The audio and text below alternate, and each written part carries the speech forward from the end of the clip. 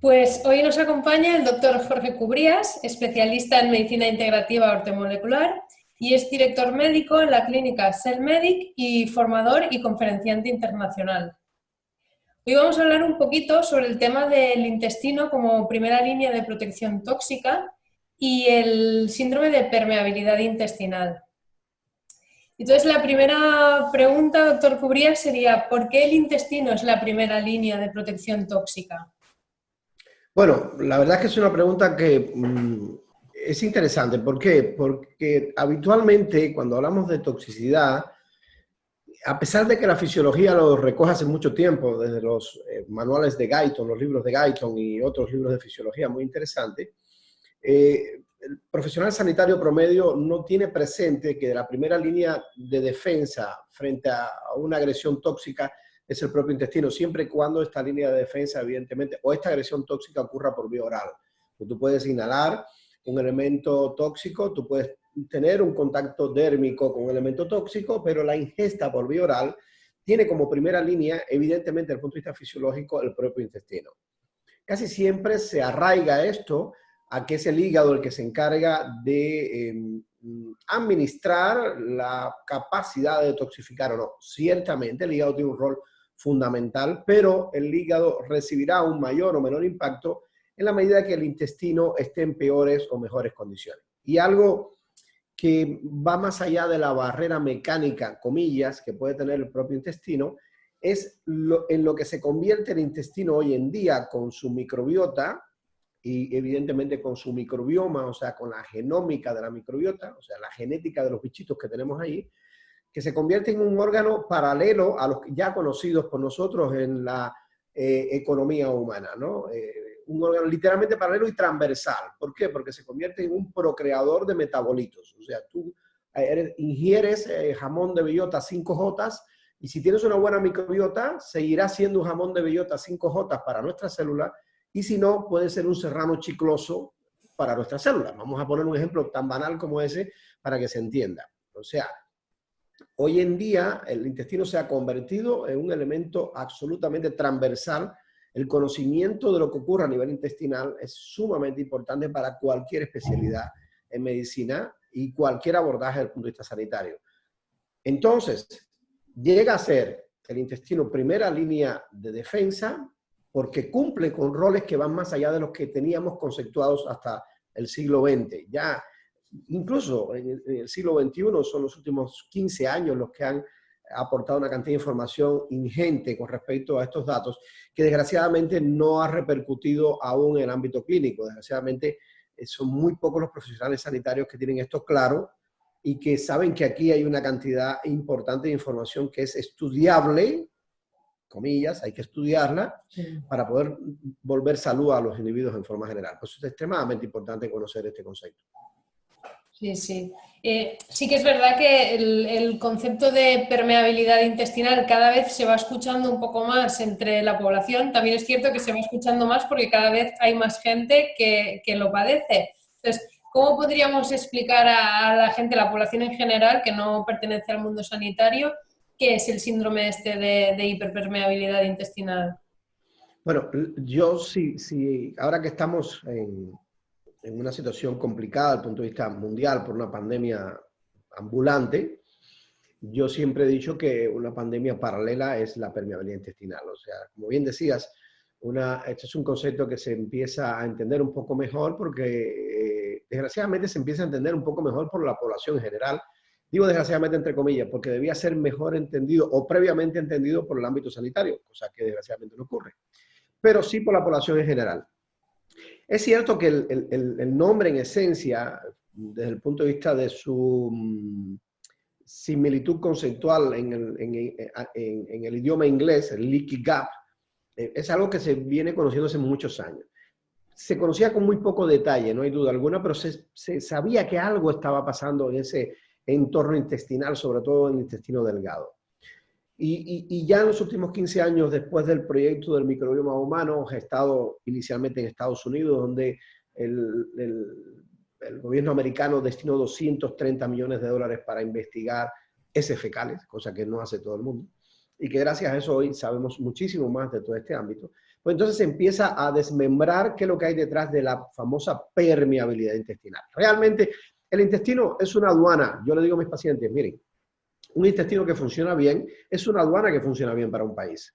Si la aduana funciona bien, deja pasar lo que tiene que dejar pasar y evita lo que no tiene que dejar pasar, o lo que no puede pasar. Bien, selectivamente se hace este proceso a través de unas células muy pequeñitas que hay en el tubo digestivo, que parecen unas células en cepillos que le llamamos enterocitos, da igual cómo se llamen, pero estas células están muy unidas por unas proteínas que establecen que su separación entre una y otra sea cuasi virtual. Tanto es así que solamente puede pasar por aquí lo que pesa menos de 10.000 Daltons. Eso es un aminoácido aislado, ¿eh? Y un aminoácido, entiéndase que es uno de los bloques que generan las proteínas. Una proteína puede tener más de 200 aminoácidos y una vez que la ingerimos, un filete de pollo, una vez que lo ingerimos, para poner un ejemplo sencillo, nuestra digestión tiene que ser capaz, literalmente, de cortar, hidrolizar esas cadenas enormes, de esa proteína enorme con cadena de aminoácidos, primero en aminoácidos, en grupos de aminoácidos, 7, 8, 12, a los que le llamamos péptidos. Y luego esos, a su vez, se vuelve a cortar hasta que queden aminoácidos aislados y uno cabe por este entresijo, por esta pequeñísima separación que hay entre un enterocito y otro. Nunca mejor dicho, los dedos puestos así están excelentes porque se ve que hay una pequeña abertura como para que... Bien, esto lo da la docencia, ¿sí? Aprende uno a gesticular, a comunicar gesticulando. Bien, entonces, claro, cuando por aquí pasa un aminoácido aislado, no hay ningún problema porque pasa al torrente sanguíneo.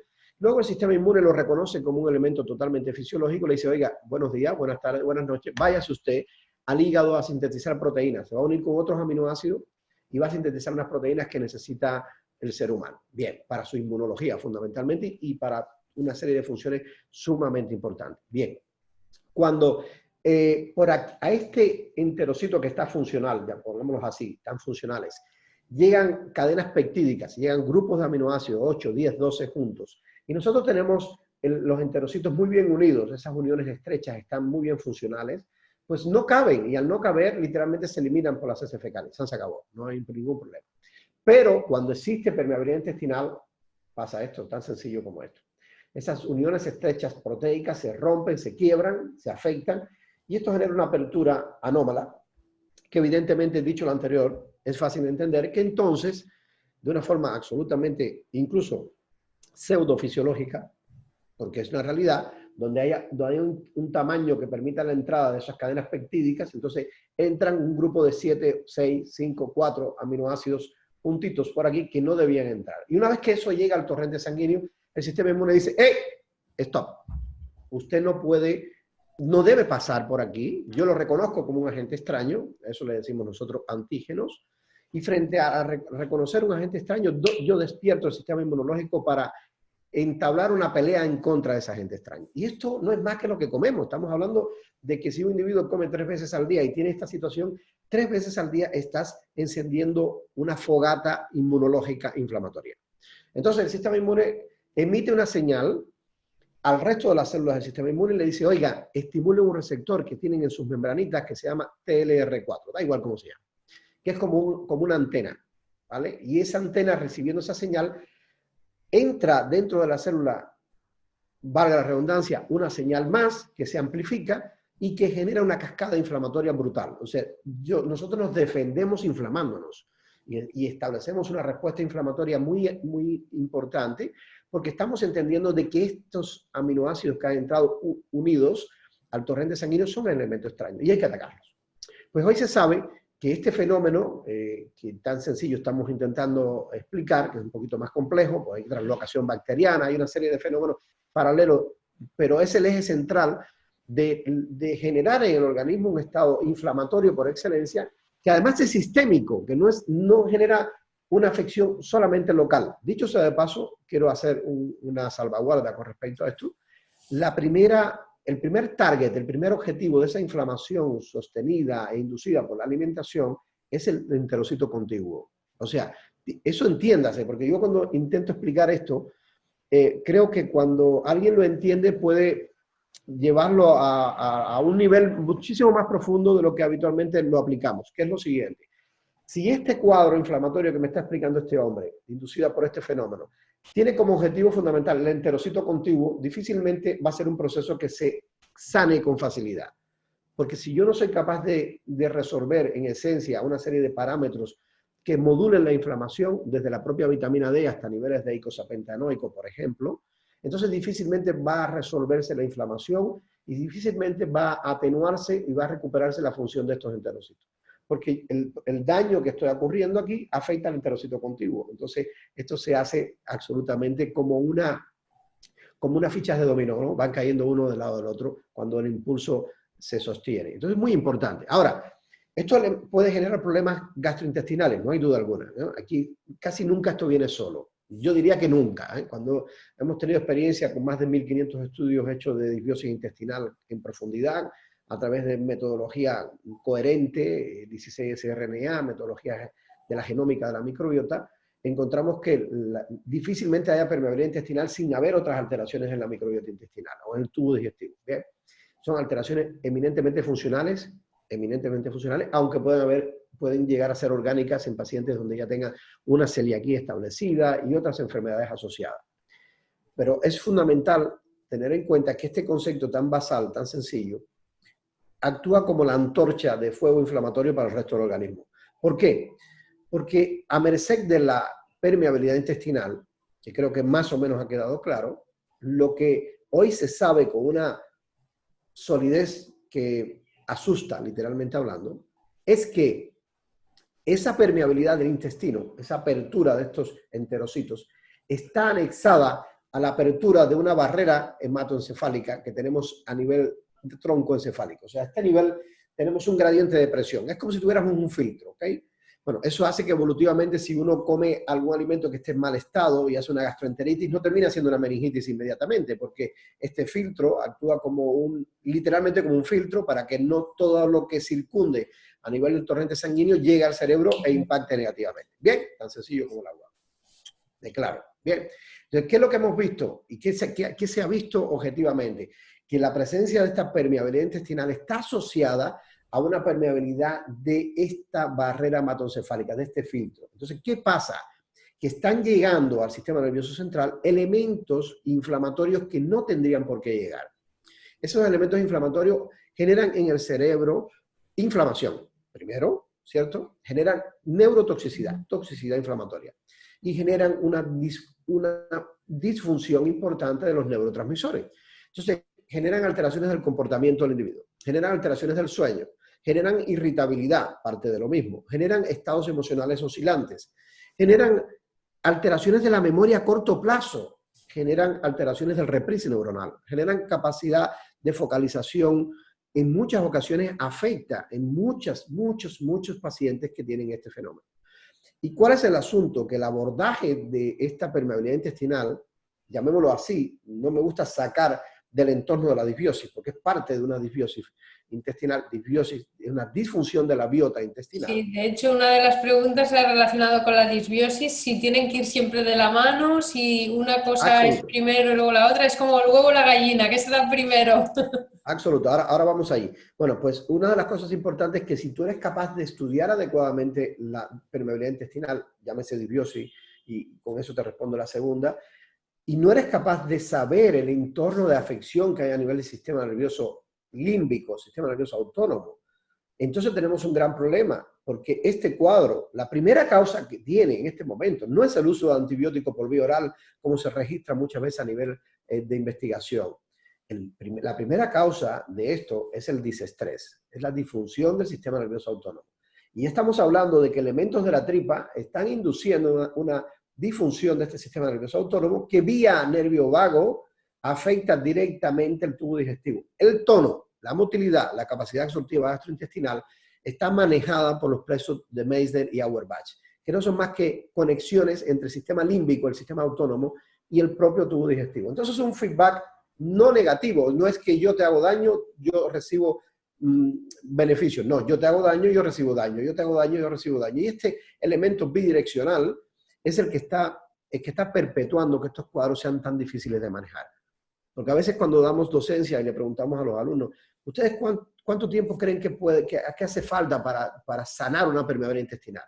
3 meses, 1 mes, 6 meses, 9, 1 año.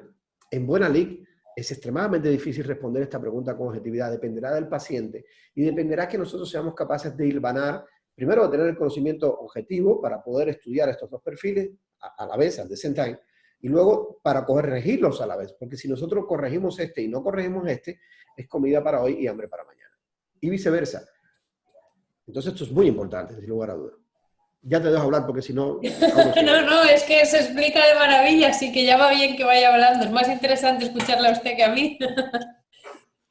Bueno, como habíamos dicho, que había incrementado la incidencia en este síndrome, entonces la siguiente pregunta es, ¿a qué puede ser debido esta mayor incidencia? Yo te decía hace un rato que con creces, si uno ve fisiológicamente o fisiopatológicamente cómo se gesta la disbiosis intestinal, hay una diapositiva que a mí me encanta, yo se la muestro siempre a mis alumnos, es una diapositiva de hace unos 8 o 10 años, pero está tan bien hecha desde el punto de vista docente que me encanta, que es que la primera causa literalmente de este fenómeno es el disestrés, es la disfunción del sistema nervioso autónomo. Sabemos que la alimentación moderna, no hay duda alguna, refinada, es una causa que puede favorecerlo. Sabemos que la ingesta de gluten y sus proteínas adosadas puede favorecerlo. Sabemos que incluso la estructura molecular de similitud que tiene con la caseína derivada de los lácteos puede favorecerlo. Sabemos que el uso de antibiótico-terapia de forma inadecuada, frecuentemente usada desgraciadamente, o el uso de antibiótico-terapia sin una reposición adecuada de probióticos, porque no es cualquier probiótico tampoco, y en el momento que se debe dar, también es una fuente de este cuadro, pero no hay duda alguna que el crecimiento exponencial se ha llevado a cabo asociado al disestrés con que se vive. Hay una tremenda pandemia de disestrés, o sea, disestrés es disfunción nunca mejor dicho, sí, de la capacidad que tiene el individuo de generar una relación de tiempo por compensación. O sea, ¿qué tiempo le dedico yo a mi actividad laboral y qué compensación tengo? ¿Qué tiempo le dedico yo a mi actividad familiar y qué compensación tengo? ¿Recibo cariño, no recibo cariño? ¿Quiero a mis hijos? ¿Me quieren a mí? ¿Hay una relación adecuada? Esto en el plano social, ¿tengo una valoración social aceptable por el medio que me rodea y yo colaboro con el medio social? A nivel laboral, juego un rol que es adecuado con el que debo jugar para mi cargo a nivel laboral, tengo proyectos, quiero ayudar a los demás. Todo este entramado de relaciones constantes entre tiempo por compensación hace que el individuo caiga en disestrés o no. El euestrés es muy bueno, o sea, tener un nivel de estrés que te haga crecer, que te haga... Esto mismo que están haciendo ustedes. Este proyecto es un proyecto bonito, un proyecto que si te pones a ver, la mayoría de la gente que hace estos proyectos, y por eso yo me he apuntado cuando me escribiste, la verdad que tengo una agenda complicada, pero... Y nosotras estamos súper agradecidas. Siempre hay espacio para estas cosas que hacen que la gente, que hacen que puedas entregar granitos de arena a la población en general, que pueda replicar positivamente su salud. Y esto es inconmensurable. Y esto no se hace por dinero, esto se hace literalmente hablando porque se quiere hacer y porque parte de una proyección de un grupo que me parece muy, muy positivo y por eso lo valoro así. En cualquier caso, volvemos atrás. O sea, siempre que tú dediques X tiempo y tengas una compensación adecuada a eso, y esa compensación no tiene que ser económica, vuelvo y repito, esto es un tema muy importante. Lo económico es parte del asunto porque tenemos que pagar la factura, de acuerdo, pero no tiene que ser económico. Siempre que esto se mantenga a este nivel, entonces estaremos en euestrés. Y el euestrés se ha visto que genera unas señalizaciones en las células que hacen que las células sean más capaces de sobrevivir frente a situaciones negativas. Por tanto, vivimos en euestrés, debemos vivir en euestrés. O sea, la clasificación de Hans-Seiler del estrés, el estadio 0 es para los muertos. O sea, que no hay estadio 0, es docente, es para los muertos. Estadio 1 para arriba. ¿Ok? Y cuando nos pasamos un pelín, ahí está el asunto, cuando nos pasamos un pelín en tiempo y la compensación se nos cae, o cuando tenemos el mismo tiempo pero la compensación se cae de forma importante, o cuando la compensación sigue siendo la misma y multiplicas el tiempo, en cualquiera de esas directrices se genera una disbiosis intestinal, una disfunción o un disestrés de un día a otro. Y ese es el asunto. Entonces, los que estamos a este nivel tenemos que ser capaces de observar conscientemente que estés a este nivel. Cuando das un paso hacia el disestrés, estás generando como un mecanismo totalmente fisiológico y archiconocido, algo que es justamente activar tu sistema nervioso límbico en el ámbito, tiene dos patitas, uno el simpático y otro el parasimpático. El simpático nos acelera, el parasimpático nos desacelera fisiológicamente y de forma autónoma, porque es el sistema nervioso autónomo.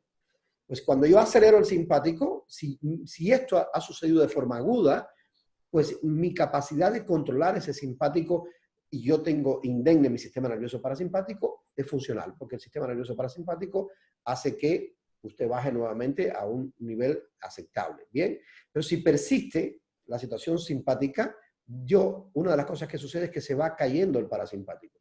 Y si se cae el parasimpático, se está cayendo el regulador fisiológico de este evento.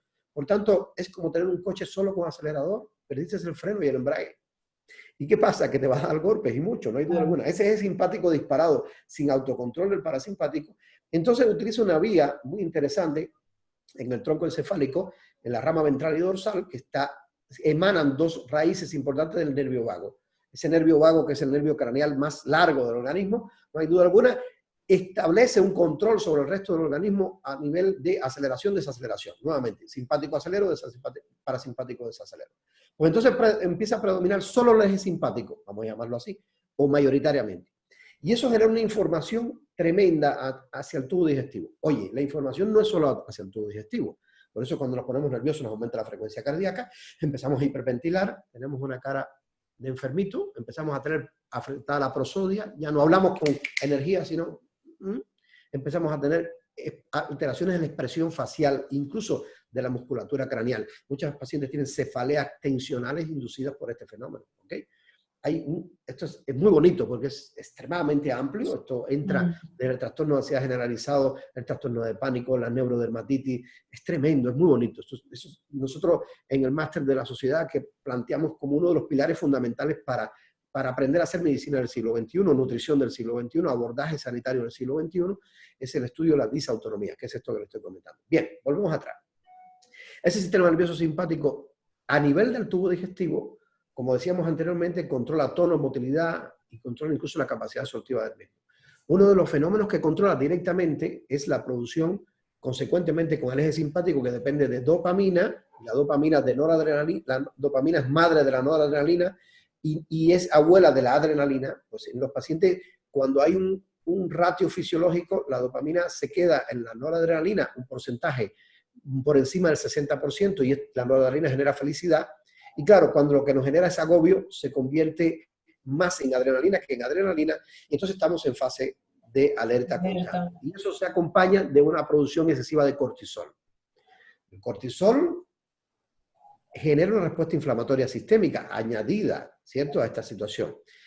Se ha visto que cuando se eleva el cortisol y la adrenalina, aumenta la producción de ácido clorhídrico, de ácido en la tripa, en la cámara gástrica, hasta en un 1000%. Es una barbaridad.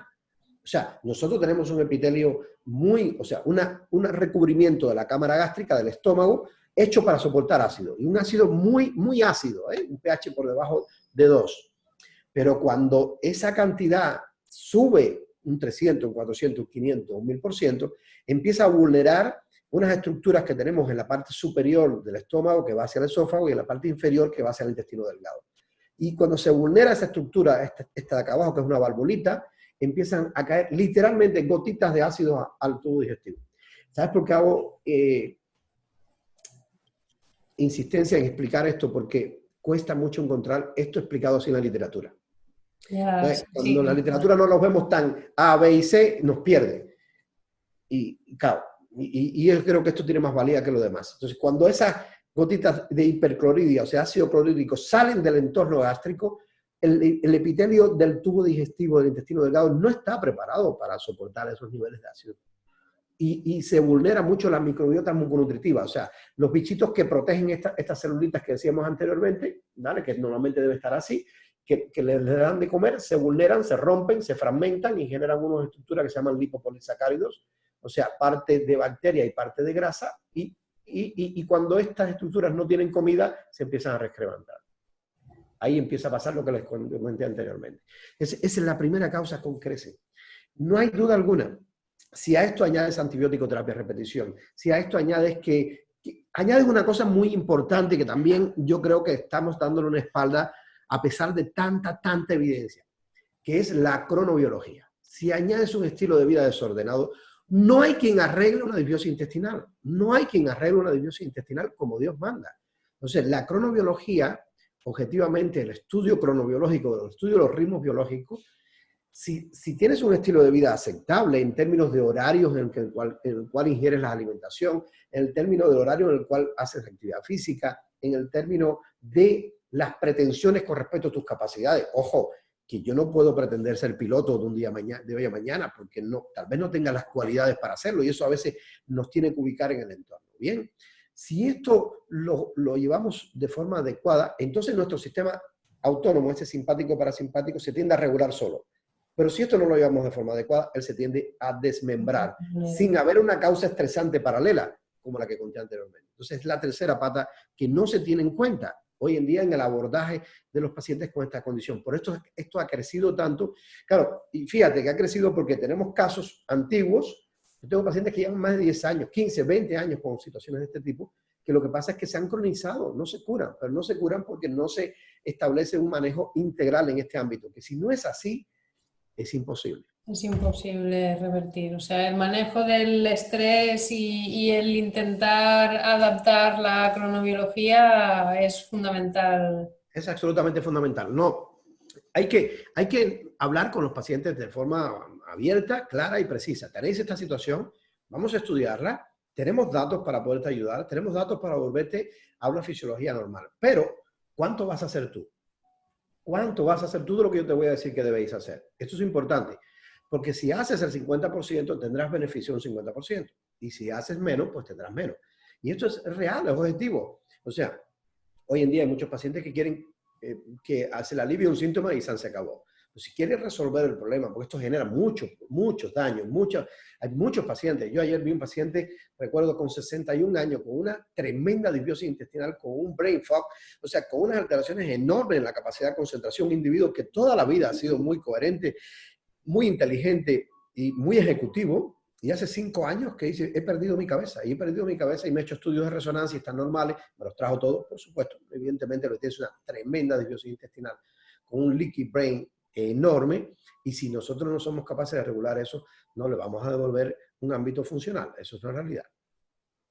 Y cuando hablamos de este tema también, pues bueno, no podemos evitar que salga el tema de la microbiota. ¿Qué papel juega aquí la microbiota? Si juega un papel secundario, si es la que acaba viendo afectado el problema o consecuentemente se ve afectada a raíz de esta permeabilidad. Mira, eso es una pregunta súper interesante, porque nosotros como seres humanos siempre tenemos la tendencia a que si hay un clavo en la pared, pensamos en martillo. El martillo, o para martillar el clavo o para sacarlo, pero no pensamos en un alicate, pensamos en martillo, ¿no? Siempre hay un nexo que está preformado. Si nos desplazamos 5 minutos atrás de lo que estamos hablando, y vemos el impacto que genera la hipercloridia, como lo genera la anacloridia o la hipocloridia, en la microbiota que protege al enterocito, que da de comer la muconutritiva, ya estamos diciendo entonces que posiblemente la alteración de la microbiota genera permeabilidad intestinal. La alteración de la microbiota. Pueden haber otros mecanismos, claro. Si la sonulina produce una ruptura o una lesión de la Stangion protein también, pero no hay duda que con creces parece ser que todo lo ingente a un estrés per se no bien controlado actúa primero afectando la microbiota muconutritiva y posteriormente induciendo permeabilidad intestinal. Ahora, vuelvo y repito, hay otras vías por las cuales se puede inducir permeabilidad intestinal y eso subsecuentemente generar afectación de la microbiota intestinal. Hablando de microbiota intestinal, yo quiero también decir algo, estamos destapando la olla. O sea, hay una tendencia a ser muy reduccionista pensando que con los datos que tenemos lo podemos resolver todo. Es cierto que en el ámbito clínico el salto ha sido tremendo desde los estudios del GRAN a la metagenómica. Tenemos datos muy objetivos para poder ayudar a los pacientes. Una de las cosas que más me preocupa a mí es ver el orden con que muchos profesionales intentan arreglar estas cosas. O sea, te encontráis a un individuo con parasitismo intestinal. te encontráis un individuo con un crecimiento de proteolíticas tremenda, te encontráis un individuo con, crecimiento de bacterias que viven en el tubo digestivo, con nosotros, que son anaeróbicas, no necesitan oxígeno, pero en cantidades pequeñitas. Entonces, cuando ellas crecen mucho, ellas habitualmente se alimentan de proteínas, le llamamos proteolíticas. Entonces crecen en unas cantidades ingentes y se convierten en malas del asunto, se convierten en kinkis del barrio, ¿vale? Luego tenemos alteraciones de la microbiota reguladora, esa que intenta regular el nexo entre estos 100 trillones de bacterias, más virus, más arqueas, más fagos, ¿vale?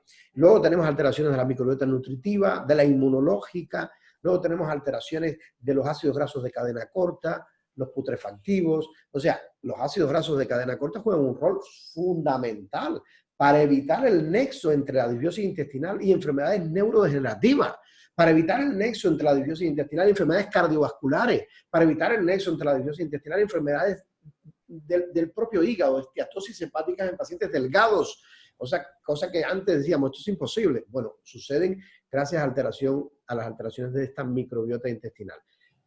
Capacidad de que se altere es enorme y como bien decía alguien muy anexado a este ámbito del estudio de la microbiota, empieza a ser la huella digital del individuo, la huella de la microbiota, o sea, la diversidad con que tengáis. Es cierto que hay 4 enterotipos, hay 4 grupos que están asociados a individuos saludables y hay algunos que ya se ven fuera de estos 4 grupos que están asociados a diferentes patologías. Más una golondrina no hace verano. O sea, hay que tener el contexto de la evaluación y no fijarse en que si la arquemancia es la que causa el asunto o el Faecalibacterium praunici. No, una golondrina no hace verano. O sea, hay que ver el contexto de las alteraciones de la microbiota, que gracias a quien sea tenemos un mapa muy bonito hoy que podemos estudiar. Hace nada, 2 años atrás no teníamos esta información. Entonces, esto es un tesoro, poder resolver problemas de los pacientes teniendo estos datos hoy en día. Ya no sé ni lo que me preguntaste, pero yo te estoy respondiendo. No, está súper bien hilado, súper bien hilado. Y bueno, ahora hablando de este tema, porque ya lo he visto en otras situaciones, que cuando empezamos a hablar de algún síndrome o alguna patología en concreto, lo primero que la gente empieza a analizar es, vale, ¿y cómo me puedo autodiagnosticar, ¿no? ¿Qué síntomas tengo si tengo una permeabilidad intestinal o qué debo sentir? O porque seguramente ahora hay muchísimas personas que se están autoanalizando. Sin lugar a dudas, yo tengo, deja ver si creo que esto lo tengo, dame un segundín. Sí. Dame un segundín, porque creo que vale la pena que te lo muestre. Dame un segundín, a ver si, yo creo que lo tengo aquí. Es este. Creo que lo tengo aquí y te lo voy a mostrar. Pues yo creo que vale la pena. Además que es algo que realmente yo disfruto porque me ha permitido aprender muchas cosas y entender muchas cosas que literalmente antes no entendíamos igual. Ese es el asunto, literalmente hablando. Entonces, déjame ver si lo puedo mostrar aquí. Dame un segundín. A ver, si yo te comparto la pantalla... no tengo funcionalidades porque me ha... Claro, porque soy yo la administradora, bueno, no pasa nada. Es un slide de una diapositiva que del seminario de disbiosis intestinal que yo doy en el área intermedia, el área preclínica del máster de la sociedad, donde les digo a los chicos, mira, la comprensión de la multiplicidad de eventos que hay tras la disbiosis intestinal nos permite entender el conglomerado de conexiones y señales que soportan la salud y la enfermedad en incontables casos clínicos. No podemos hacer un abordaje de precisión si no somos capaces de interrelacionar estos conceptos. El estudio pormenorizado creará mapas mentales aplicados a un sinnúmero de pacientes en la práctica clínica. Ahí es donde quería llegar. En buena lid, lo que quiero decir con esto es que nosotros somos capaces de tener una proyección de diagnóstico en la medida que evidentemente hayan anamnesis evaluada, cuadro clínico, examen físico y complementarios, exámenes complementarios. Muchas veces no necesitas tocarle la tripa a un individuo que tiene esta situación porque canta por sí solo. En la anamnesis tienes el diagnóstico. El individuo que no puede hacer un diagnóstico de disbiosis intestinal a través de una anamnesis debía dejar la práctica profesional o estudiar mucho. El diagnóstico está hecho. Ahora, los datos que tú necesitas para tratar depende de que tengas estudios hechos como Dios manda. Por lo que anteriormente le decías. O sea, cuando me llega la paciente a la consulta. Quiero decirte que es un tema fundamentalmente de chicas, y esto podría ser una pregunta muy interesante, pero tal vez falte tiempo para responderla, porque es muy interesante. Aunque hay chicos, pero es fundamentalmente de chicas. Bien. Cuando llega la paciente a la consulta y te dice, mire doctor, la verdad es que ya no es que te lo diga, en la propia anamnesis nosotros se lo preguntamos. Yo le pregunto muchas veces, ¿usted amanece por la mañana con la tripita plana y durante el día se le distiende y tiene gases? Sí, sí, sí, claro, sobre todo en las tardes. Y sobre todo hacia el lado, hacia el ladito izquierdo de la tripa. Sí, sí, ¿cómo lo sabe? Bueno, no, lo estoy preguntando nada más. Usted nota que cuando tiene una situación de estrés añadida durante el día, ¿se dispara esta sintomatología de la tripa? Sí, sí, claro, claro, por supuesto que sí. Usted nota que cuando esta distensión abdominal ocurre durante el día y usted se va a dormir y logra dormir, si es que logra dormir, al otro día como que se ha recuperado, pues sí, es cierto que sí. Y ahí, con esas tres preguntas, tú sabes que esta paciente tiene una importante disbiosis intestinal, pero tiene un componente neurodistónico muy grande. Porque cuando ella se despierta y se conecta con el medio que le rodea, que demanda de su presencia y rendimiento, los síntomas se disparan. Ahora, cuando ese paciente te llega por la mañana y te dice, doctor, es que ya yo amanezco en la mañana, amanezco con la tripa distendida. ¡Wow! Entonces, esa disbiosis intestinal ya es no solamente neurodistónica, tiene un componente autónomo de la tripa tremendo, no hay duda alguna. Bien. Condición muy importante a la hora de que cuando hagas el análisis vas a esperar una serie de resultados que ya puedes prever desde el punto de vista clínico. Ahora, la clínica de disbiosis intestinal es muy amplia, pero tan amplia, bueno, por ejemplo, es frecuente de que haya un empeoramiento de la situación de la disbiosis intestinal en individuos que han tenido o en chicas que van a tener su cuadro menstrual. No hay duda alguna porque hay un nexo indisoluble entre la microbiota intestinal y el estatus hormonal del individuo. En este caso, tanto de chicas como de chicos, llámese esto estroboloma o testroboloma, por ejemplo, como la microbiota favorece de que tú tengas niveles de estrógenos por encima de lo que debías tener, o que tengas niveles de testosterona más bajos, porque se están convirtiendo en estrona a través de una enzima llamada aromatasa. Bueno, anyway, que son muchos datos, pero en esencia, en la sintomatología clínica de la disbiosis intestinal es muy versátil. Es muy frecuente que tú tengas incluso apenas síntomas digestivos y tengas síntomas extradigestivos, que son muy importantes.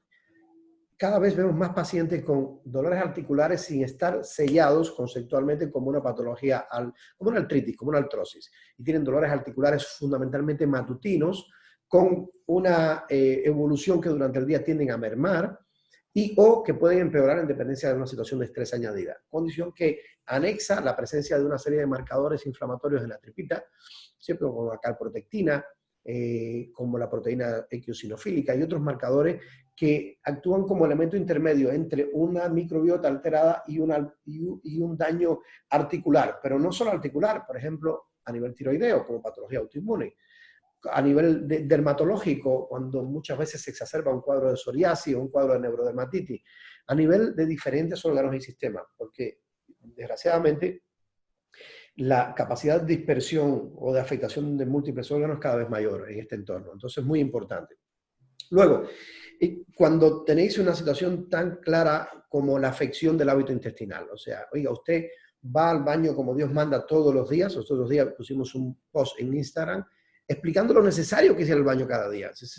No ir al baño cada día es un factor de riesgo cardiovascular, es un factor de riesgo neoplásico de cáncer, es un factor de riesgo de enfermedades autoinmunes, es un factor de riesgo de envejecimiento acelerado. Entonces tenemos tantas chicas que dicen, no, doctor, yo voy al baño sin problema. ¿Y cada cuántos días? Cada 3 o 4 días. No puede ser. Es que no puede ser. Indol, escatol, putrescina, cadaverina. ¿Dónde se meten esos 4 elementos tóxicos? Circulación enteropática y vuelven a estar en circulación, sobrecargando la función hepática y fomentando un estado tóxico sistémico. Reabsorción de hidrosalina. Entonces el paciente dice en la mañana, es que yo en la mañana me despierto y los anillos no me los puedo sacar porque tengo sensación de que estoy reteniendo líquido. Frecuentemente está asociado a este fenómeno. Las alteraciones del hábito intestinal.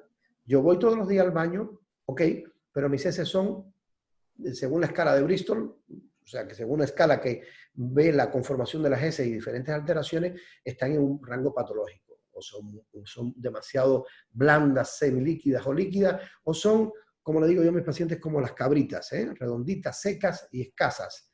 Yo tengo tenesmo, yo tengo yo voy a evacuar y tengo la sensación de que me he quedado sin evacuar todo lo que debía. Yo, paralelamente a esto, no tengo ni una cosa ni la otra, sino que me doy cuenta que una semana al mes tengo diarreas y el resto tengo estreñimiento. Cambio los hábitos intestinales. O sea, esto es muy importante. Esto es una señal directa o indirecta de disfunción de la microbiota intestinal o de disbiosis importante. Aquellas chicas que repetitivamente tienen candidiasis vaginal. Las candidiasis vaginales ocupan un espectro, un nicho interesante que puede ser el pH ácido de la vagina de nuestras chicas, ¿cierto? En un entorno en el cual se ve afectado ese nivel de acidificación, porque justamente el pH ácido suele ser un entorno favorable para el desarrollo de estos cuadros, por eso que la mujer en etapa menopáusica deja de tener candidiasis, porque el pH se vuelve alcalino, entonces no tiene donde crecer la ya no, aquí no hay donde comer, y si no hay donde comer, yo no me quedo, literalmente hablando. Pues la fuente fundamental de esas candidiasis a repetición, maltratadas o tratadas a golpe de apaga el fuego, como se suele ocurrir en el ámbito ginecológico frecuentemente, está en el tubo digestivo. O sea, uno de los filos que crecen de forma inadecuada en la microbiota intestinal son los micóticos, hongos, aspergilos, candidiasis intestinal importante, geotricum y otros hongos que, dicho sea de paso, son precursores de la producción de ciertos metabolitos que, mira dónde vamos, inhiben hasta la actividad del ciclo de Krebs. O sea, que esto se enreda todo lo que creamos, muy importante. Cansancio, fatiga, letargo, afectación de la capacidad de concentración, disminución del reprise neuronal asociado a este entorno es tremendo. O sea, es muy frecuente que lo que esté detrás de todo esto sea una disbiosis intestinal por ese efecto de afectación de la permeabilidad de la barrera hematoencefálica, que llegan estos elementos y actúan como elementos neurotóxicos, inflamatorios y discordantes de los neurotransmisores, los excitatorios, los inhibitorios, los ambiguos, incluso de los neuroesteroides, que son elementos que amortiguan el estrés a nivel cerebral y a nivel sistémico.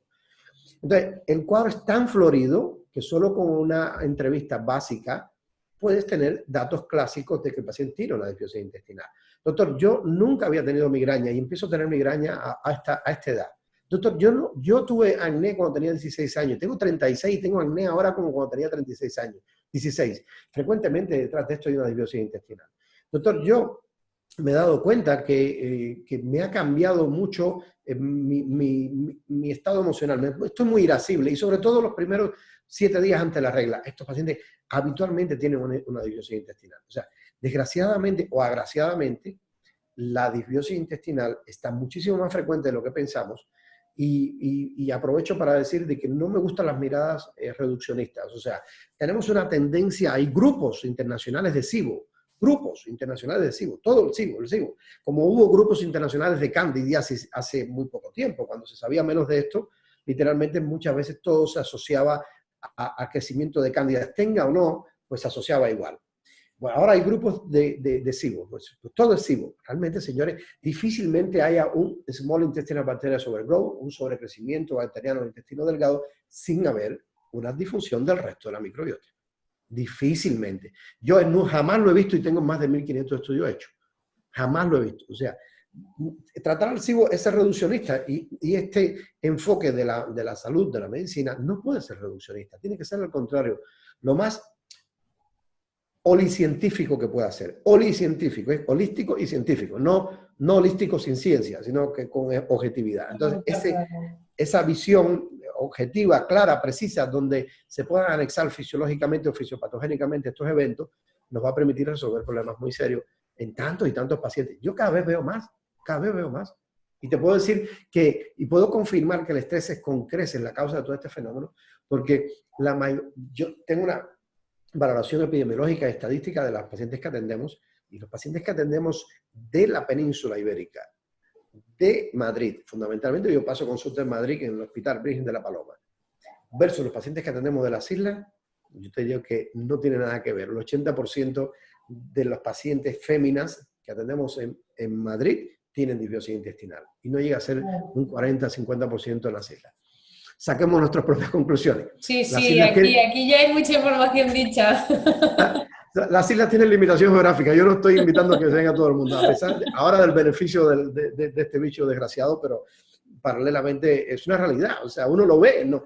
Porque hoy en día, ¿sabes lo que pasa? Que nos hemos convertido muchos en el ámbito profesional, cosas muy positivas y otras no tanto, en lectores de papers. Entonces, sí, podemos leer 400.000 papers, pero ¿cuántos de esos papers? Primero que todo, los resultados de la investigación no tienen un fin claro, preciso, influido por quien paga para que el paper se haga.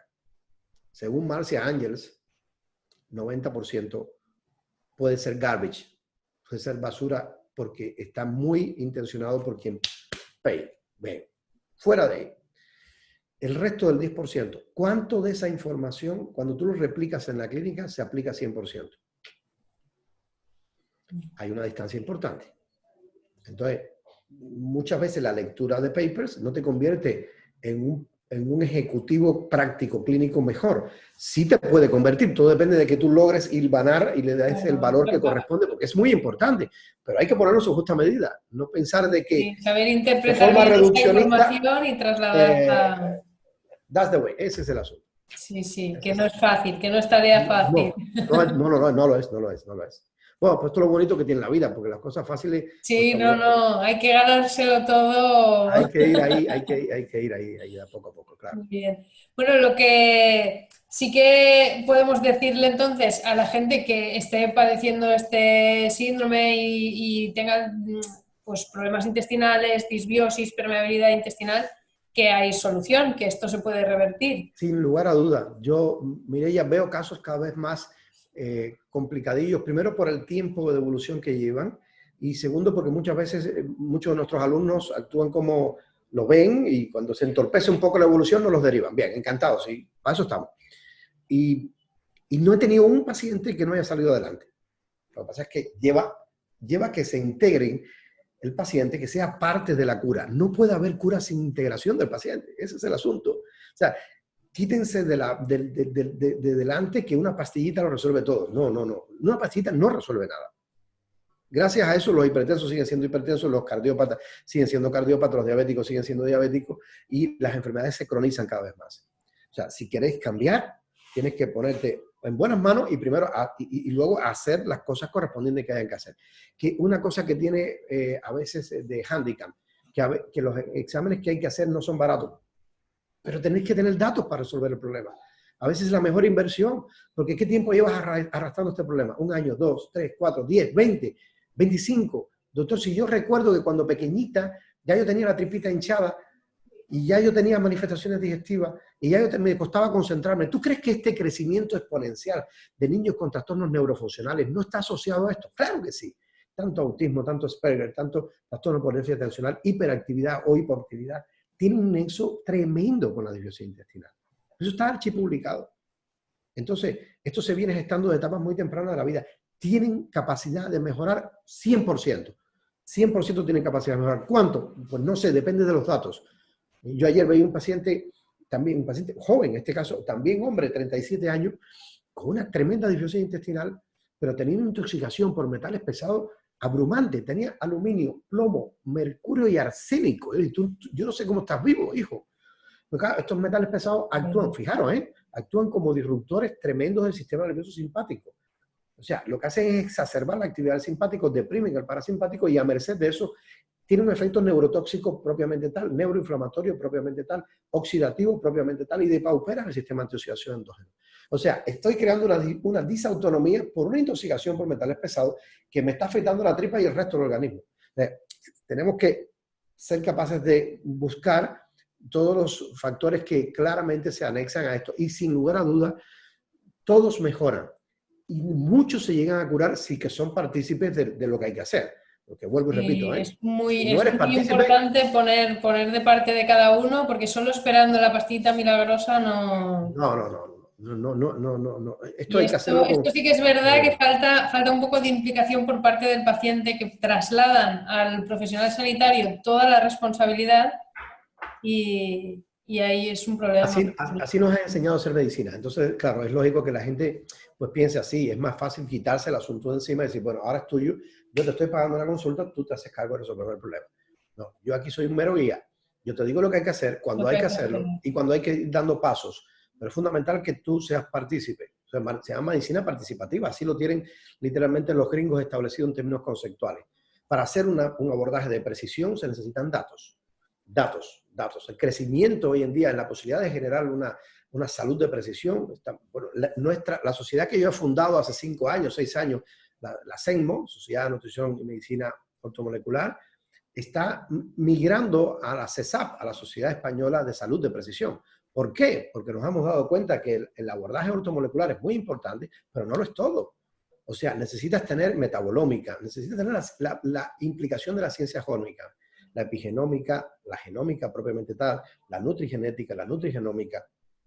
Tenemos que tener control de la cronobiología, tenemos que tener datos para manejar adecuadamente. Esto es siglo XXI. Stanford lo confirmó en la Universidad de Stanford hace 2 años, la necesidad de dar un paso hacia la medicina de precisión. La medicina de precisión imperiosamente lleva datos. Si no, seguimos haciendo lo mismo que en la actualidad y seguimos remendando, pero no resolviendo problemas. Pero no resolviendo, claro. Por eso hemos creado la escuela.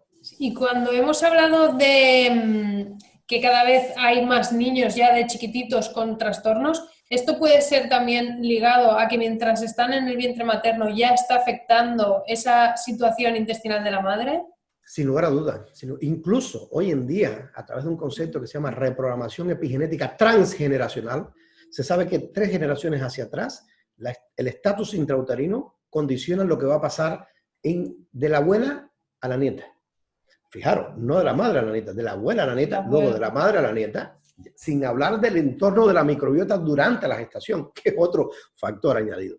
Entonces, reprogramación epigenética transgeneracional, esto es tremendo, Te hace vulnerable o no, incluso en tu capacidad de toxificación, cuán saludable haya sido la gestación de tu madre en el útero de tu abuela y tuya en el útero de tu madre.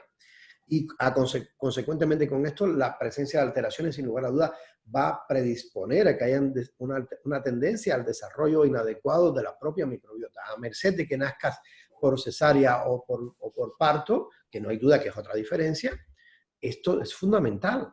Entonces, basta que en la anamnesis tú preguntes estas cosas y te vas a encontrar datos muy, muy claros. Igual que la prescripción de antibiótico-terapia los primeros 18 o 24 meses de vida, de forma reiterativa y sin reposición de probióticos, por lo menos de forma generalizada, o sin aporte de prebióticos por vía oral, que es además lo que ocurre en el 99.9% de los pacientitos que tienen muchas itis en etapas iniciales, laringitis, bronquitis, faringitis, otitis, itis.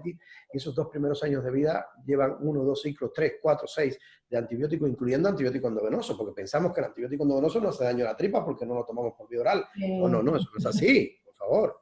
Pero claro, es que esto lo he visto decir a profesionales de la salud, médicos. ¿Ok? Bueno, incluyendo antibióticos por vía endovenosa. Sin lugar a dudas, esos son factores que condicionan la lactancia materna. El vivir en un entorno social adecuado, o por lo menos de permisividad y aceptación. O sea, ¿qué ha pasado en tus primeros 15 años de vida? Tú te has encontrado en situaciones muy importantes de estrés, de disfunción social, familiar, personal en esos primeros 15 años de vida. Y digo 15 que a veces ahora hay que alargarlo hasta los 20 y 20 y tantos, porque claro, desgraciadamente por las situaciones que vivimos, muchas veces chicos de 18, 20 años, 22, 23, 24, todavía no han podido irse de su casa, viven en un entorno con sus padres y todo esto está bajo una familia funcional o has tenido situaciones muy adversas y te quedas de espalda cuando ves cuántos pacientes que son hoy en día muy normales, vamos a llamar así totalmente, ¿vale? En su día a día, en su proyección, en su crecimiento, tienen sufrimientos arraigados de etapas muy pequeñas de la vida. Y esto engendra un imprinting, una huella en el sistema nervioso límbico que te mantiene un sistema nervioso simpático en alerta constantemente. Es propatológico, es así.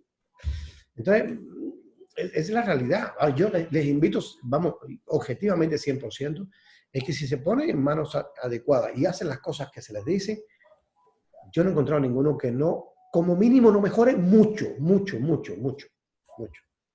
Pues esto ya es información súper esperanzadora de que siempre se puede arreglar o, sin más bien no, avanzar Y ¿no? mejor. Y es real. Y además, ¿sabes lo que pasa, Mireia? Que son cosas medibles, reproducibles. O sea, vamos a ver, nosotros hemos mejorado un 70%. ¿Qué está pasando? Vamos a echar una miradita a la tripa. Yo en más de una ocasión, escasamente, pero en más de una ocasión, he tenido que hacer un estudio de disbiosis intestinal. Ahora hicimos todo lo que había que hacer, que hemos estudiado, y luego a los 6 meses, 9 meses, porque no hemos resuelto el 100%. 9, 80, 70, 90% sí, pero nos queda un 10, un 20, un 30. Y cuando echamos una visión al estudio nuevo, nos damos cuenta que alteraciones que encontramos aquí, que damos por hecho que con las medidas que tomamos las hemos resuelto, todavía se perpetúan aunque en menor medida. Y nos ha permitido decir, amigo, espera, que falta también un tercio de resolución de estas alteraciones. Volvemos a tomar el camino correspondiente y se acabó.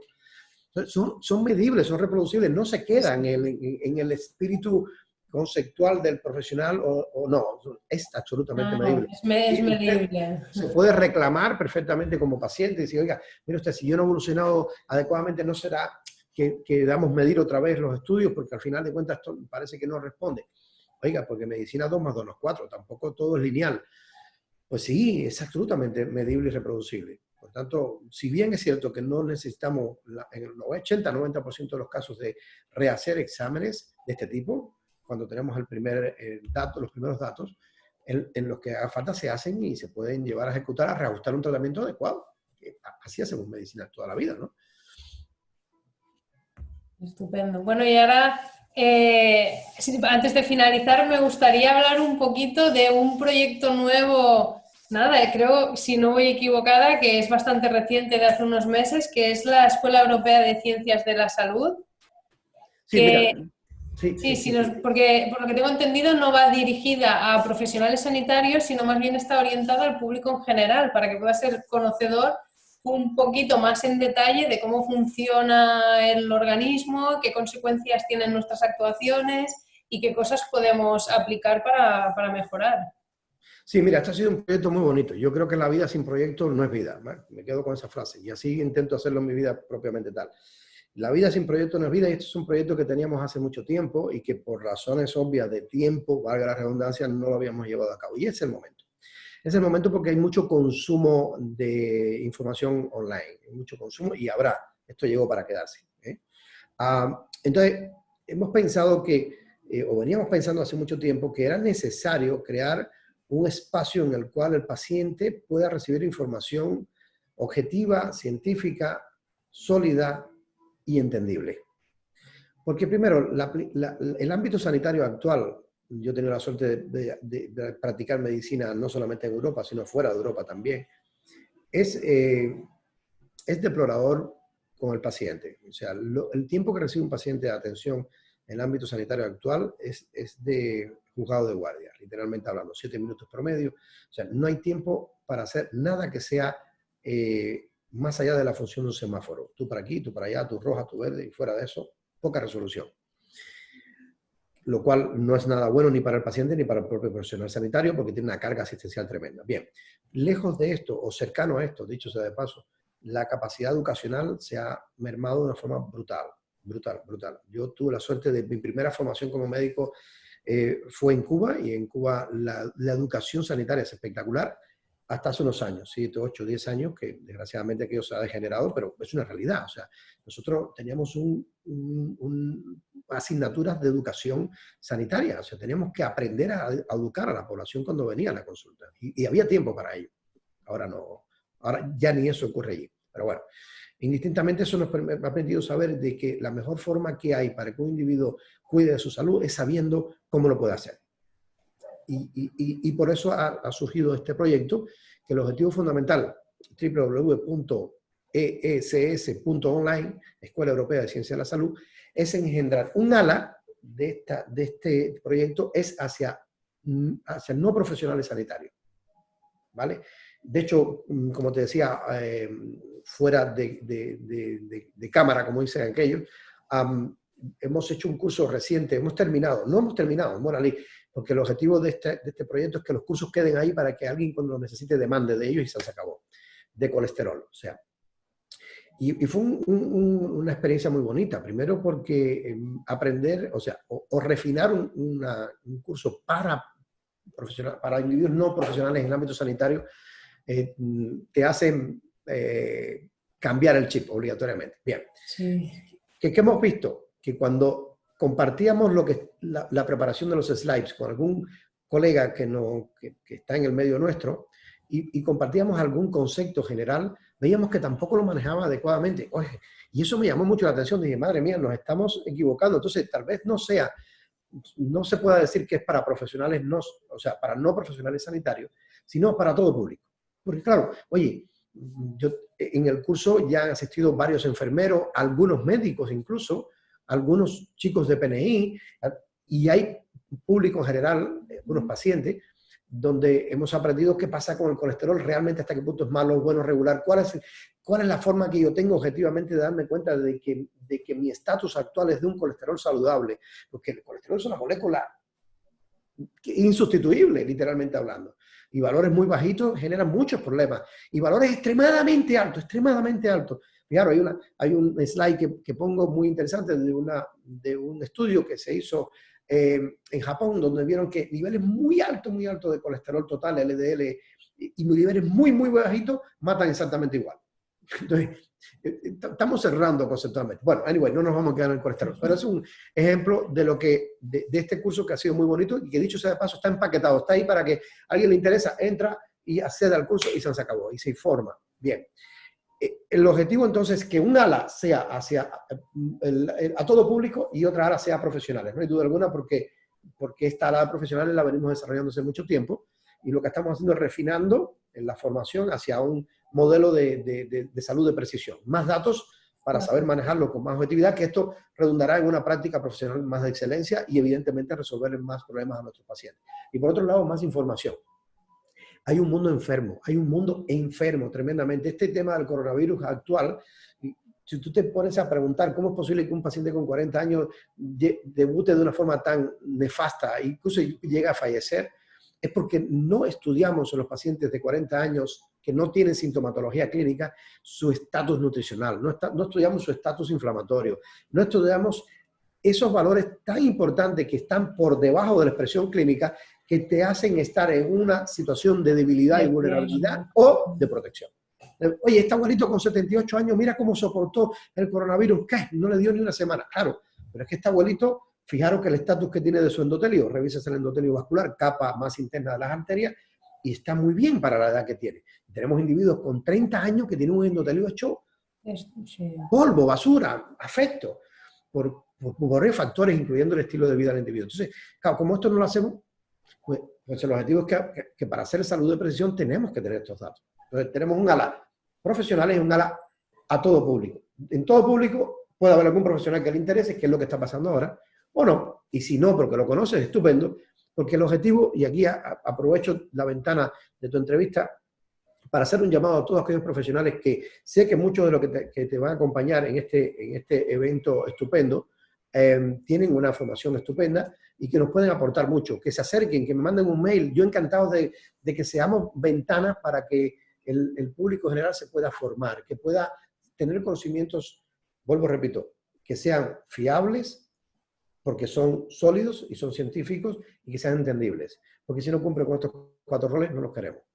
Pero hay mucha gente que puede aportar conocimiento con estos 4 roles, no hay duda, de los que tú tienes invitados incluso. Entonces, si nos escuchan, encantado. Nos mandan un mail y una propuesta. Este mes próximo sale un curso de hipertensión arterial, cómo controlar la hipertensión arterial sin necesidad de fármacos. Hay necesidad de fármacos en situaciones X, no hay duda alguna. Y si hay que usarlo, ojalá en las mejores condiciones posibles y en las dosis más bajas para tener un buen control y el adecuado, porque las vías de acción son muy visibles. Bien, pero hay muchos pacientes que pueden controlar la hipertensión arterial sin tener que tomar medicamentos. La doctora Susan Judas va a hacer ese curso, invitada en la plataforma de la escuela, para que cualquier paciente pueda acceder a ese curso. Es una forma de formar con solidez. Y a mí me tiene emocionado este proyecto.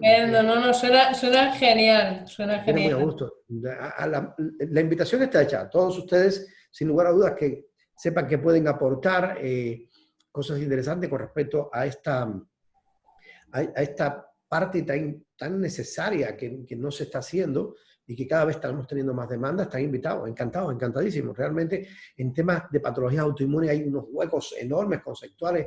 Es tremendo, es tremendo. Hay muchas cosas que hacer. Sí, sí, esa es la parte bonita. O sea, Nada, pues tenemos ahí una plataforma importante para seguir formándonos. claro, indistintamente al ámbito profesional, pues al ámbito de todo público, hay trabajo por hacer y estamos trabajando con un nutricionista muy bueno nuestro, diplomado en nutrición, Román Rodríguez, que está haciendo un curso en este momento de cómo aprender a leer etiquetas cuando vas a comprar. Eso es muy importante. O sea, cómo tú te coges el carrito del supermercado y ¿qué terminas comprando? ¿Sabes lo que terminas comprando o no? Pues se va a llamar el detective en el supermercado. Cosas que la gente... Qué chulo. Estamos pensando, estamos en ello. Así que encantado, la verdad, a ser parte de este equipo porque el objetivo es fundamental. Animo a toda la audiencia a que le eche un ojo a la web porque pinta muy bien. Bueno, doctor Cubrias, y la última preguntita, que esta se la hacemos a todos los invitados, es la misma para todos, y es, con toda esa experiencia y conocimiento que tiene usted a fecha de hoy, ¿le daría algún consejo a Jorge Cubrias de hace 20 años? Sin lugar a duda. Sin lugar a dudas. El consejo que le daría a mi Jorge Cubrias hace 20 años es nunca es tarde cuando la dicha es buena. O sea, si yo te muestro mi situación clínica personal hace 20 años, era de juzgar en términos de salud. Por situaciones varias, porque yo trabajé 17 años a nivel hospitalario, hacía guardias 3 veces en semana, tenía un nivel de actividad tremenda, me gusta lo que hago, indistintamente, pero esto se había ido por encima de mi autocuidado desde el punto de vista fisiológico. Por suerte, un día haciendo una guardia, me encontré un paper que decía los médicos que hacen guardia mueren 10 años antes que sus compañeros que no hacen, y en 7 meses dejé de hacer guardia. Por tanto, ojo. Se acabó. Yo creo que todo tiene un momento X. Como mismo digo que cualquier médico debía hacer guardia por lo menos 4 o 5 años para profundizar en su labor clínica. Bien. Yo, la verdad es que tengo una suerte tremenda. No te puedo decir otra cosa, María. Tengo una familia que me cuida, me protege, yo les cuido, les quiero. Tengo unos hijos maravillosos que estudian, una de ellas estudiando medicina, terminando ya. Tengo una mujer espectacular que da soporte a toda nuestra actividad profesional y es inconmensurable la compañía en el decursal de la vida. Hace 20 años yo tenía 30, evidentemente ahora tengo 50, me siento mejor que cuando tenía 40, te lo juro. Y eso es porque en gran medida el consejo que le daría hace 20 años, porque lo estoy haciendo hace 17, o sea, me quedarían 3 años nada más, es haz lo que te guste, vive de lo que te guste, y busca la forma de hacerlo, que se puede. Ese es el consejo. Se puede. Si hoy en día vives en un entorno en el cual para pagar las facturas tienes que hacer cosas que van en contra de tu voluntad, de tu gusto, de tu desarrollo y tu existencia, deja de hacerla, amigo, porque al final el pago de la factura va a terminar con tu salud y con tu existencia. Vas a tener un envejecimiento patológico que te deteriora y que no vale la pena.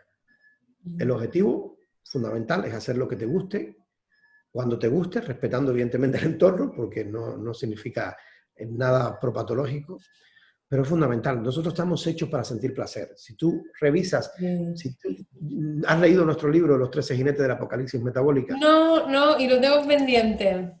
Pues el último capítulo, que se llama Genética estacionaria y ahorradora, hace alusión objetivamente a la necesidad, o sea, ¿qué ha cambiado nuestra genética con respecto a hace 500.000 años atrás? Nada. 0,3 a 0,5%. Estamos hechos para sentir placer, nos guste o no. Y si ese placer no lo sientes trabajando, lo vas a empezar a buscar en cosas que no son saludables. Míralo evolutivamente. Es una realidad inexorable. Ese es mi consejo. Pues tomamos nota de ello, tomamos nota. Muchas gracias.